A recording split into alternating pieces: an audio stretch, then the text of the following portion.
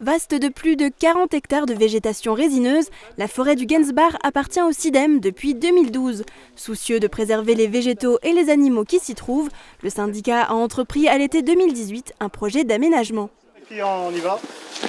En collaboration avec le GECNAL Warnt Pays de Nier et les bénévoles de la Ligue pour la protection des oiseaux, le CIDEM a entamé la première étape de ce réaménagement, la pose de 120 nichoirs qui vont permettre le développement d'espèces cavernicoles.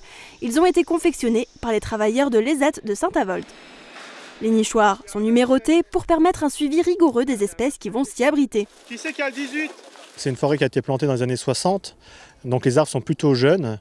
C'est une plantation dense, donc ils sont surtout en partie en tige, donc ils ont peu de cavités, et donc on compense l'absence de cavité par la pose de nichoirs.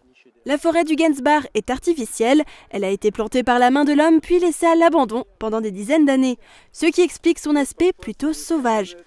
Aujourd'hui, le CIDEM souhaite limiter la main humaine et favoriser une évolution naturelle de la biodiversité. Ils ont prévu de mettre le boisement du Gensbach en îlot de vieillissement, c'est-à-dire qu'il n'y aura plus de coupe importante d'arbres à partir d'un certain moment. Là, ils sont encore dans l'éclaircissement pour stabiliser un peu le milieu, pour dédensifier, c'est trop dense.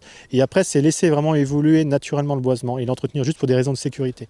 Pour le moment, il faut encore raser une partie des épicéas, car ils ont été ravagés par un insecte très nocif pour ces derniers, le scolite.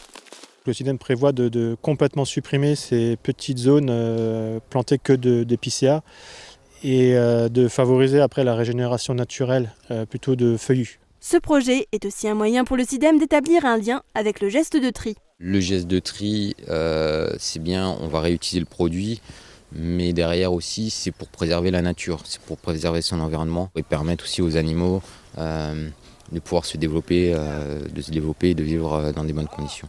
Des visites pédagogiques seront organisées dès que l'accessibilité à la forêt sera améliorée. L'occasion de constater par soi-même les résultats de l'opération.